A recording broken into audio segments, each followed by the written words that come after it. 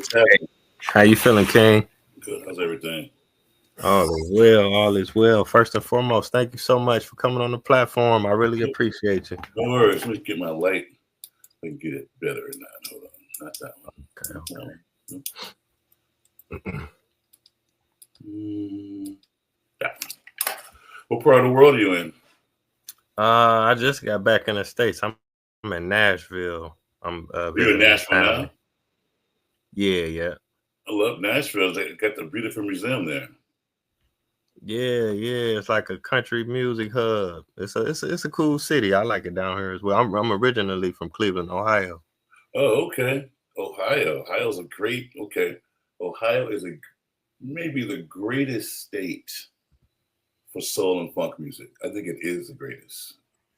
Yeah, a lot of people don't know. You got Zap, you got Boosie, you got the OJs, the Ohio players. You got some strong musicians that came up out of there. Bobby Womack, Nancy Wilson, Mm, Peter Baker. You know what I mean? yeah. Rod Temperton, everything's London. And Robert Heatwave is Ohio. What's my man's Yeah. name? Steve Arrington. LA is from no, not LA. No, LA is from Ohio. John Legends is Ohio. I mean, Yeah. it goes on and It on. goes on and on. Yeah. I interviewed I don't know if you're familiar with Tiger Martin. He was one of James Brown's drummers. Oh wow, Mm-hmm. nice. I mean, sure, that's one of the documentaries I'm working on is Ohio because Lakeside. Names just go on and on. But the question becomes, why Ohio? Even you think Yeah. about there's Ohio, there's Michigan, and there's Minnesota. What is it about that area, about the Midwest, if you will, that musically makes it so important? Yeah, that's interesting. I definitely look forward to that. Yeah, So for the viewers who may not recognize you, you do so much work behind the scenes. Let them know what your name is and definitely where you from. J. Kevin Swain. I'm from a small town called South Central LA. Wow. Okay, but that's a mighty small town. It's Big a shout out mighty to small town Central. indeed. Yeah, for sure. Palm trees, nice grass, fruit, everything you could make you imagine. Of course, when I say of course, John Singleton, South Central, very accurate, incredibly accurate. Snowfall, Boys in the Hood, and such. But the South Central I grew in, a little bit different from that. Even if you look at Bad Boy, not Bad, Baby Boy by John Singleton, that's a little more South Central I grew up in. Was more, the topography is beautiful. It's tomatoes in the backyard, avocados and figs and all of that. That idealistic, but a different view of it all. Okay. I Mhm. appreciate you breaking that down because it's like a lot of people outside of California and Los Angeles, they have their own perception of what LA is like, whether it be Yeah, Hollywood or South Central or anything in that's what between. media does, fortunately and unfortunately. Hmm. I think on the unfortunate side, people come to LA thinking, okay, I got to do Hollywood swinging and all that. I understand. It's like going to New York and you go into Times Square. That's going to happen. You know what I mean? But it's so Hmm. much more than Hollywood and the hood. Even from a Italian standpoint, LA has a lot more to offer that. But when you come here, you're not going to think about going to Rolling Heights or Garden Grove or any of the South beaches, Laguna, and all that. You're thinking about coming to Roscoe's and the Hollywood Boulevard and Venice Beach. That's how it goes. Yeah. Now I can ask you this. Now, when did you develop this passion for, like music and film? Was that something you got into early on, or did you kind of pick it up later in life? As I look back on it, I wouldn't say it happened early, but didn't know it, of course. Where I grew up in South Central, there were garage bands like in the alley across the street from where I live. And I was, given the right to go and hear that music. It was safe. And walk across the street, walk on the side of Mr. Burry's house, boom, there's music right there. And I loved live music really as an early child. But I also would say sixth grade, it was my responsibility every Monday morning to plug in the speaker for the assembly and raise the flag. So I'm going to say a combination of loving live music and responsibility got me into production. And at the same time, there was a film my sister took me to see in the drive-in by Joe Cocker, who just got inducted to the Rock and Roll Hall of Fame. And the film was called Mad Dogs and Englishmen. Joe Cocker, I think, he's a Brit. He may be from Wales. No, Tom Jones is from Wales. Yeah, he's from the UK. And it was a concert film. I thought that was the coolest thing. I was like, I like this. I'm not gonna say I knew then that I knew what I wanted to do, but over the years, like everybody else, I'd watch Solar Train, American Bandstand, Don Kirshner's Rock Concert, which is a late night live music show, and then the Midnight Special, which was hosted by Wolfman Jack, a well-known DJ of the time. And so I'd stay up late and watch, live music shows. And then also there was a show called In Concert. In Concert was a live simulcast concert show that here in LA you can watch it on Channel 7 KABC, but it was also simulcast on a rock station here at 95 and a half KLOS. That was a simulcast, what we call right now a live stream, right? This is in the 70s. And so you can turn on your radio and put on 95 and a half and hear this exact same concert you're watching. I thought that was the most ingenious thing ever, ever, ever, ever, ever, ever. And I think over time, the things that you're rooted in that you love, eventually that love and that passion comes back around. So it came back around, I'm going to say, my first job in business was in '84, and it was the Red Fox show. And the Red Fox show was Red Fox's second show after Sanford and Son, and I was a runner. My job was to go get lunch, go get water, whatever, donuts, whatever it was. That was my job, was a gopher, which harkens back to me in the first grade. My job or my responsibility was take everyone's 10 cent and go get gingerbread milk. So I was a runner at age, I guess, 7 before I ever knew what a runner was. But again, responsibility is the key. And then fast forward, I began to I did the Grammys as a runner. Love that. Realized I like this space more than the sitcom space. I did a show for Patti LaBelle, also as a runner, and Luther Vandross was on it, Amy Grant, and I want to say somebody else is on that show. I forgot. But it was a great opportunity for me to say, oh, I like this variety TV thing. That took me to a documentary called Motown on Showtime. Now I'm getting into the music space. I'm like, I like this music thing. I can understand this. And then after that, I worked for Robert Townsend on an HBO special called Robert Townsend and His Partners in Crime. I'm going somewhere with this. Robert Townsend had these film vignettes he would do, the bold, the black, the beautiful. And during a live concert, a screen would come down and he'd project these film vignettes that were created. Like it was it was a soap opera about a vegetarian fast food king and a rib king. It was funny and think about it. And all the shenanigans that go on with that, right? So he goes to the Wadsworth Theater in Westwood, screen would come down, projected. Eazy E came to one of those tapings, and his good friend Steve Willis brought him to the show to see it.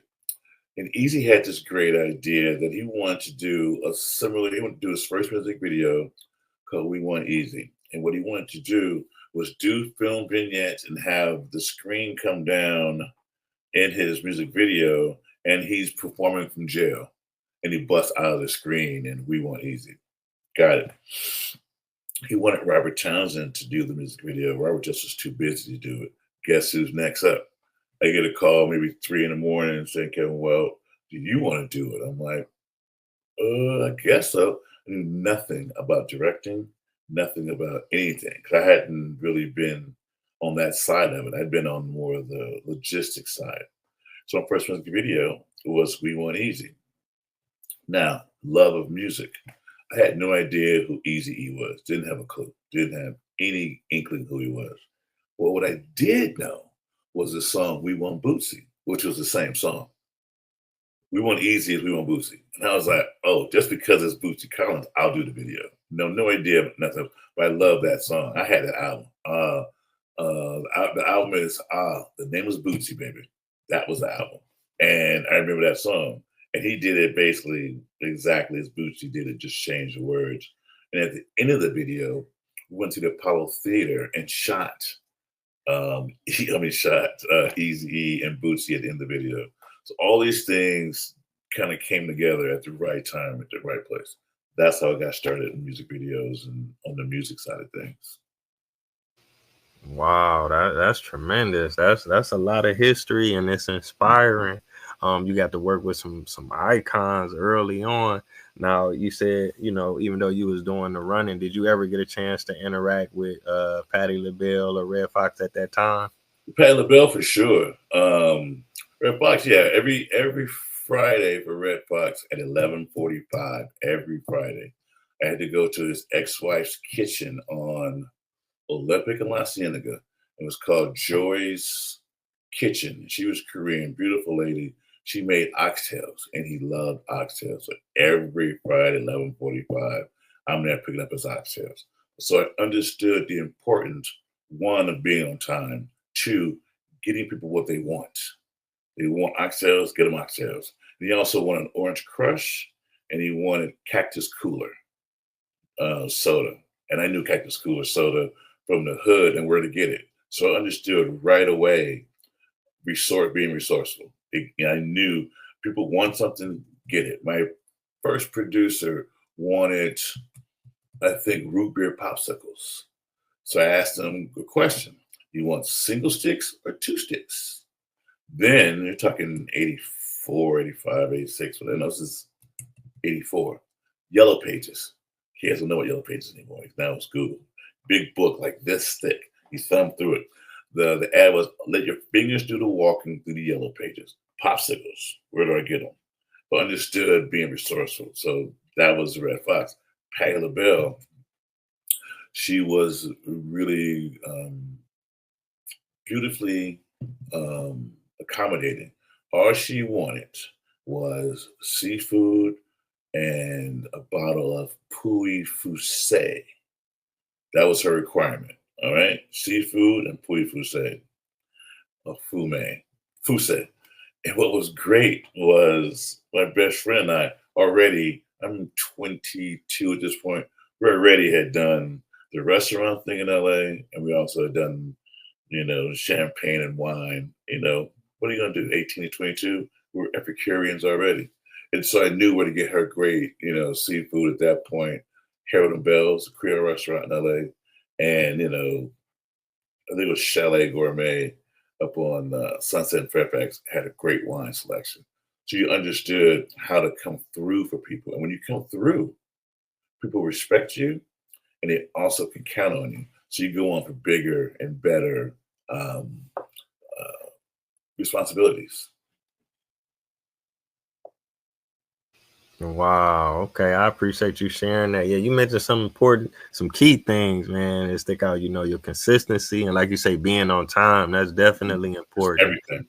And work ethic, that's Mhm. definitely important. Now I can ask you a little bit, like you say, you wasn't really familiar with Eazy E, and I guess he was a new artist then. It's hard to imagine him now as being a young new artist. Mhm. But did you get to interact with him and NWA and Oh, yeah. looking at it in hindsight, No, the Big no Two, the question. Peak? What was that like?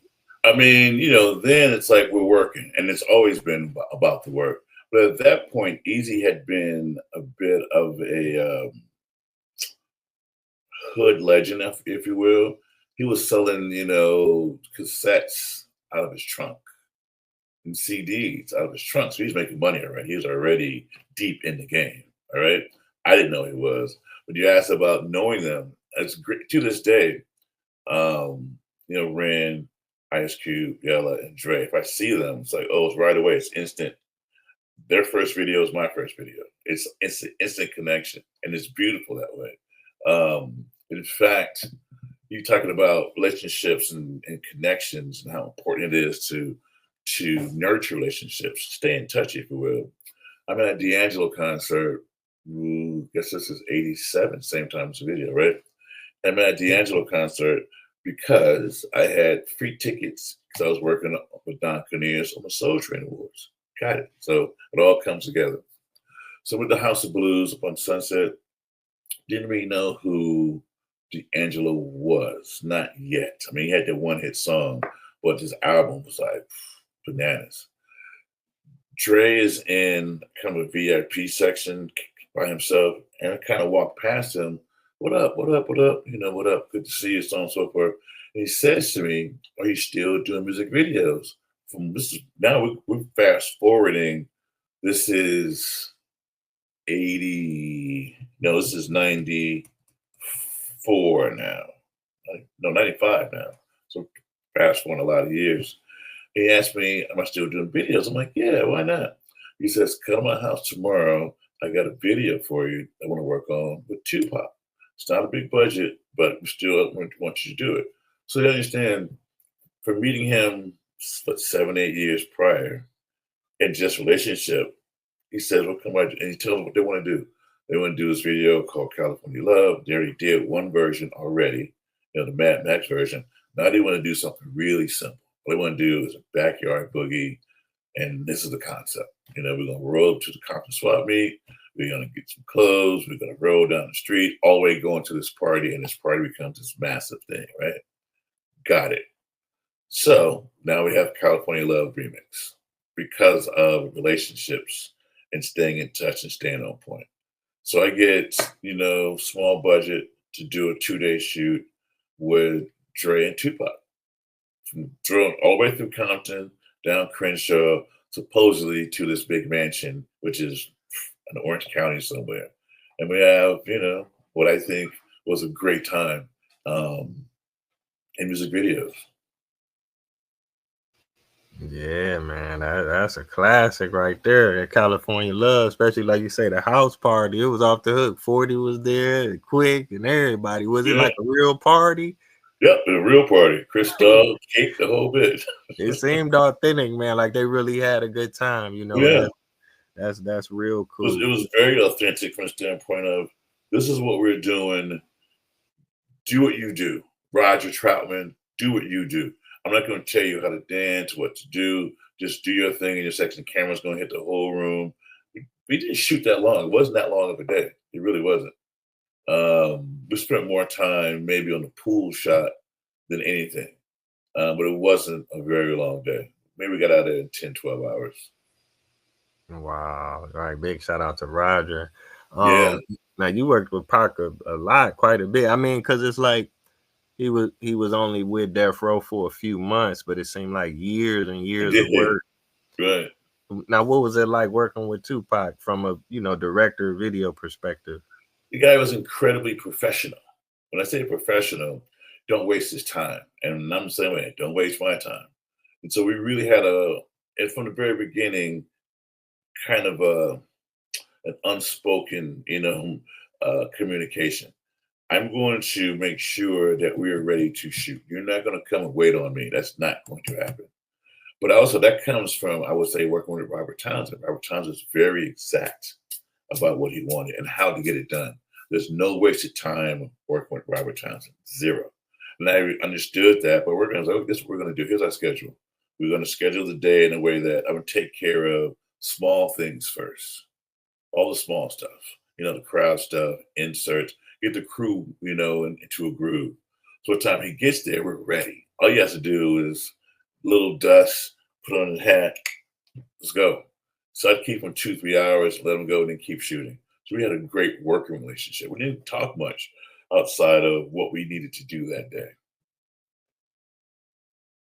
Wow, that's cool. That's real cool because Tupac is my favorite rapper, and a lot of people would say they're his favorite rapper. I visited about 70 countries.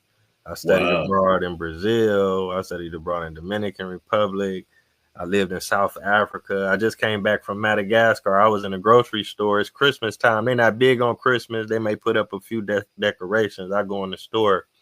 They playing Tupac's greatest hits, like four, Wow, five songs in a Madagascar. row. Right. They don't even speak English over there. So that's just how, revered he is globally. You know what I'm Right. saying? So that's It's just interesting you say that. I was in Sao Paulo some years ago, wow. way after Tupac had passed, way after. And they had, kind of street promotions, his pictures and his album covers from All Eyes on Me, still on telephone poles. And I was kind of like, wait a minute, hold on. This is maybe 99. He died in 96, I believe. I'm like, well, you guys are still in the pot, right? But how that's how it goes with legends. They're Yeah, everywhere, and what can you say?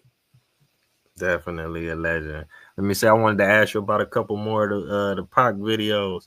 I gotta ask you about I Ain't Mad at You, Mm, because to my understanding, it came out after he died. mhm. Who came up with that concept? Is that something y'all collaborated on, or is that something specifically he wanted to do? Well, that was the one video that he was really excited about doing and was very integral in the concept. He was very specific about having and coming out of a party and having Bokeem Woodbine, as his partner. Even the woman who played his wife, Anastasia King, who's become a dear, dear friend of mine, very specific about he wanted her for the video. And I think I've been asked a lot about did he foresee his death? Nothing we talked about.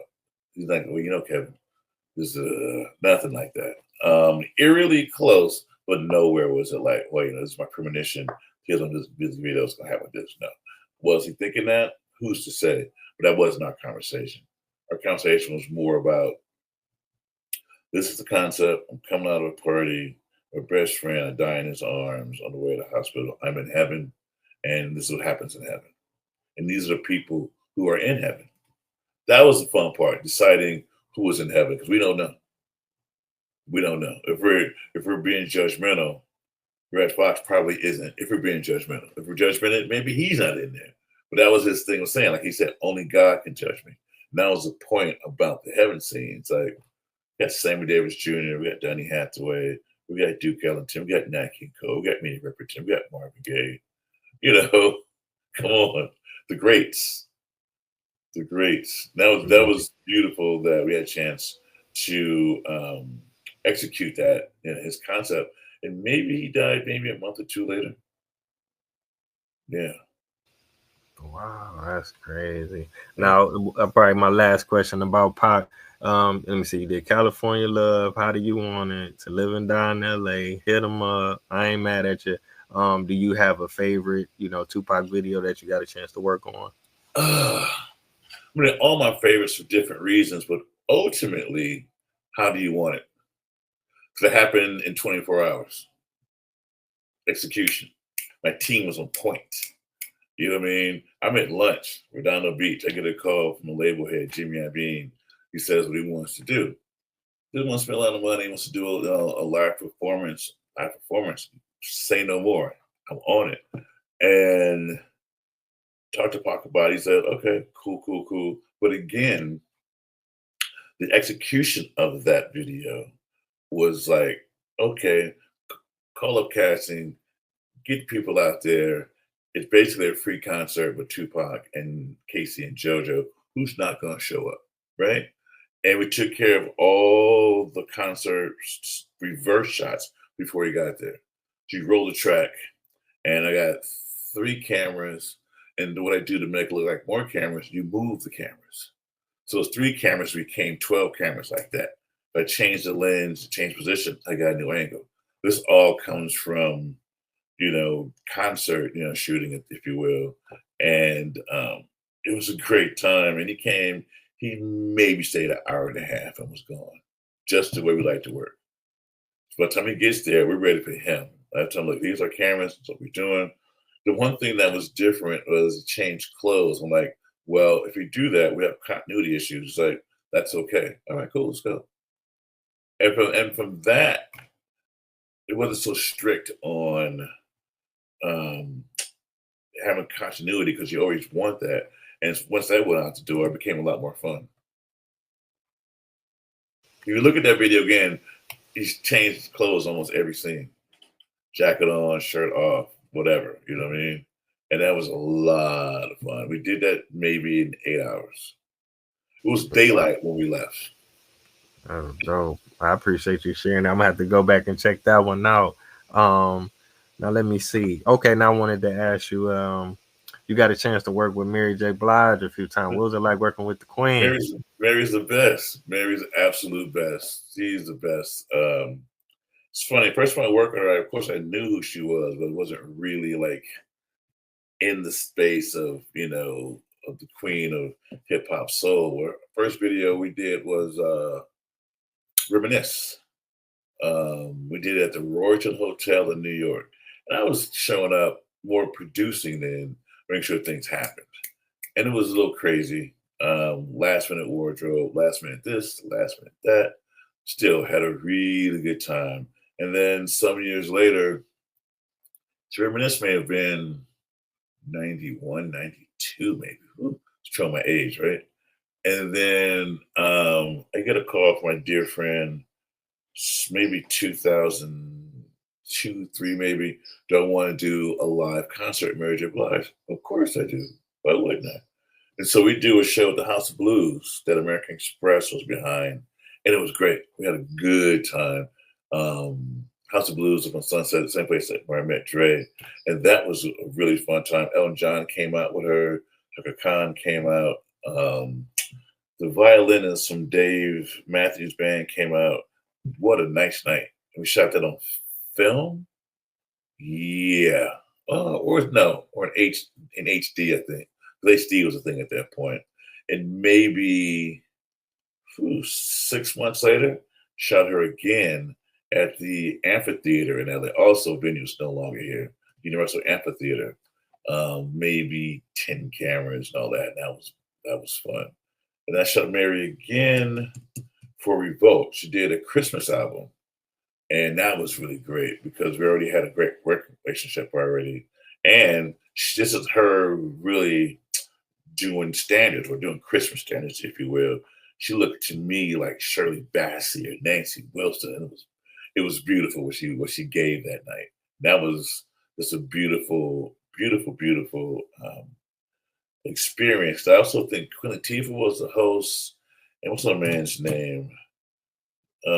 He is very famous arranger, producer.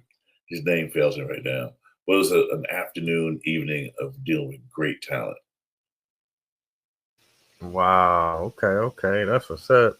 Now I can ask you, are you working on any projects now? I know you had mentioned the Ohio project. You got anything else in the Yeah, works? I'm in Paris working on a documentary called Paris Noir, Redo or Redux, if you will, depends on the side of the Atlantic you want to speak on. And it's a documentary series that chronicles our beautiful cultural legacy in Paris. Our history is one thing, but legacy is like what's happening now. You know, not Mary, Beyonce is huge all over the world, but really big in Paris. Now, before Beyonce, there's Eartha Kitt, there's Diane Carroll, there's Grace Jones, ultimately Josephine Baker. So I'm trying to draw the line. Lenny Kravitz lives in Paris. Before Lenny lived in Paris, so did Quincy Jones, so did Miles Davis, so did Kenny Clark, so did Herbie Hancock. So we're having a good time examining these cultural legacies. That's what's important. Even from the standpoint of hip hop, France is number 2 in the world as far as hip hop is concerned as an audience. Some years ago, Fab Five Freddy and he directed, I produced a video for Guru of Gangstar. Gangstar, right? And this album was Jasmine Taz Volume 1. And we did a song with MC Solar called Le Bien, Le Mal, the good, the bad. MC Solar is Jay-Z of France. Now, then we're just working. We're just figuring, okay, we'll do a video in France. Well, it was the first music video between a French rapper and an American rapper. Not the first collaboration, but the first music video. Because Bombada had been there years before. I think Run DMC had been there years before. Public Enemy had been there before. But this was the first music video. So from a legacy standpoint, that began a whole nother relationship between French hip hop and American hip hop. Because you understand, French hip hop early was more about messaging, revolution, our social plight, our woes, what needs to be done to correct everything. Which, from a standpoint, early, rap hip hop, same thing. The message was that, what I mean? White lines, definitely that. So you figure that was kind of that time of a golden age of hip hop about messaging, not about I got clothes and I sell dope and all that. You know what I mean? But that's a legacy. We've had a chance to be a part of a beautiful history, and now French hip hop has exploded and hip hop around the world, so on and so forth. So it really becomes this project is more about bringing it current. What Virgil Abloh did and what Pharrell is doing now in France, designing clothes for Louis Vuitton, is huge. It's huge. I mean, Beyonce has a whiskey brand, LVMH. They did a whole thing for Tiffany's, which is part of LVMH. I mean, it's all a part of bringing everything forward. As I'm sure, if you've done 70 countries, you understand how culture travels. Culture travels, and it's always interesting to see how it travels. I would say, as a responsible filmmaker and all that, right? I'm very clear of what my contributions have been to the world. So much so, I was in Sao Paulo some years ago, and they picked us from the airport, and the guys wanted to show me their poverty. They thought it was a thing. I was like, I get it. I get it. Because from a music video standpoint, that had been a big cultural export. Look how terrible life is. Because you don't understand the words, you see pictures. And I think it's important that we are responsible in our images. Now, we don't always have control of our images and how they are distributed around the world. But to see that someone wanted to show their poverty, they thought that was what was hip. It was kind of gut wrenching. I was like, man, I'm trying to go to a restaurant. I got a nice suit and my suitcase. I'm trying to go to that linen cloth. You know what I mean? I'm trying to chill. But I understood what their messaging was.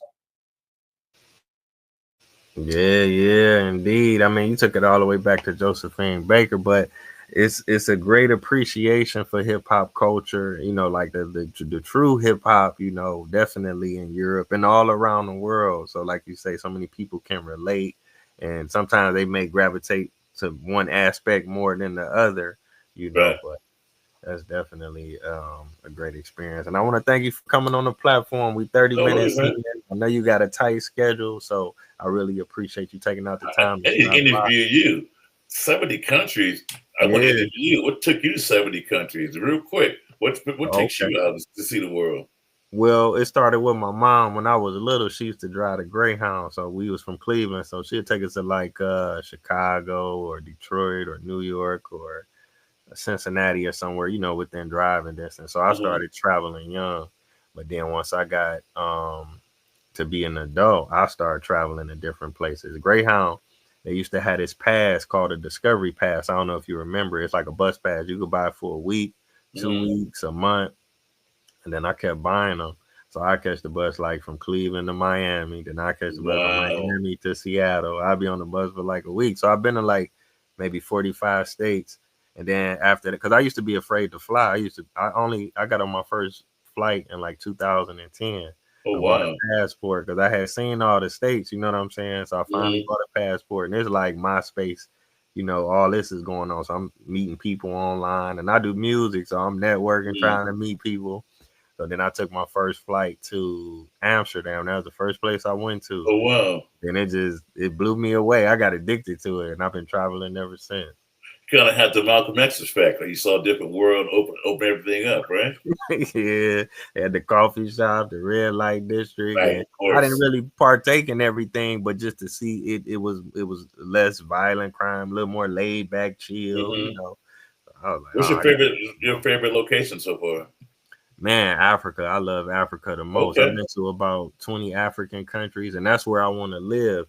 So the last couple years, I've been kind of just hanging around Africa, bouncing around, going to different places. So I Nice. stayed in Ghana a year. I did Madagascar for 6 months. So they crime and they violent crime and gun violence is real, real low. It's still a lot of Hmm. poverty for sure. Yeah, They're yeah, not yeah. as technologically advanced, but the cost of living is low. You can, afford to eat and Oh rent a yeah. place, have a decent life.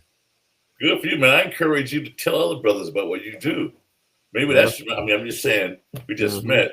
Maybe that's something you can encourage because, I think as we encourage each other, we grow. Hmm. And if young brothers and sisters knew how big the world is and how Yes. beautiful the world is, I mean, Paris, Brazil, I mean, you got 70 countries. You can be you doubled up on me, man. I'm thinking I'm 30, 35 maybe. You got me. Yeah, You know what I but mean? you That's doing your beautiful. thing, You know what I man. mean? You inspiring me. It's empowering to hear. Like you say, you just starting from raising the flag or having to go get lunch for people to just working your way up, being consistent, being persistent, and you can get there. Oh, That's the yeah, thing yeah, they yeah. gotta realize. You can get there. It's not No impossible. question. You know. This is great, man. And thanks for hooking with Phil Keller. I talked to him. Phil Yeah, was good guy. Phil's a good brother. He was responsible for me getting my job at the Apollo Theater back in '87. So I saw his name in the ad, and I worked with his brother Rick. I was like, I need to Right. call him. I need to go. I'm gonna work at the Apollo Theater. Did you And get in touch with him? oh yeah, yeah, yeah. We're gonna meet in a week Okay. and a half. And I worked at the Apollo in '87, '88, I guess. But world Mm, has not been the same since. I moved to Harlem. First time I moved out of the house. Man, man, that's a for a whole other day. You know what I mean? What a beautiful thing that, this is like a you know, culture shock going from South Central to Harlem. yeah, but it was beautiful culture shock. Yeah, It yeah. was gritty, it was grimy, fried chicken on the street corners and everything, much like you see in Nigeria. You know what I mean? I was Hmm. like, okay, I can relate to this. But walking to the Apollo Theater, which I Wow. knew, I lived on 135th and 5th, which is the same neighborhood as UNIA, Marcus Garvey. His headquarters is right there. And also the Schomburg Institute's on the corner. So I'm on hallowed ground anyways in Harlem, but Mm. working at the Apollo Theater. Come on. That's what a beautiful thrill that was. That's the same stage as Fats Waller, James Brown, Moms Mabley. I mean, you name it. The Yeah, names are the best of limitless. the best. We You went know to what I mean? That Harlem. floor. So yeah. That's cool. I can share this with you if you got a second. Now, my great grandparents they moved to Cleveland during the Great Migration in the Uh-huh. 1920s. So my mother's mother's father side, they came from like Atlanta, and then when they came to Cleveland, we had a UNIA here. So Oh I never wow. met my great grandfather. I never met him, but my grandmother used to tell me about the Marcus Garvey parades and Marcus Garvey, and we should go back to Africa. So that's where I kind of had a love for going to Africa one day, and then, ultimately I did it. And then I wrote a book about my family history. They was Oh into the Black wow. nationalist movement and all that stuff. That's beautiful, man. Sharing is Yeah. everything, isn't it? Because we keep it to Mhm. ourselves. What have we done? Some other brother needs to hear what you have done, and they can do it too. Getting a passport, that's again opens up Yeah. your world. I have 25 nieces and nephews, and taking maybe a third of them out of the country so far. Wow. And I got married in the south of France just so my family That's could see dope. another part of the world. You know what I mean? It was really about family and friends who would never ever think about going to South of France, Hmm. show them, okay, this can happen. It wasn't really that difficult. Save your money, get a passport. That's it. Maybe less yak, what I mean, if you Mhm. will, and more savings. You never know what could happen. Indeed, indeed. So yeah, I ain't gonna hold you, King. I'm gonna edit this up and maybe I'll drop it tomorrow. Then I can send you the links. You need anything else, man? Let me know, okay? Definitely, definitely. Be safe out there. Be good, man. Be well, man. All right, take care. Later. Mhm.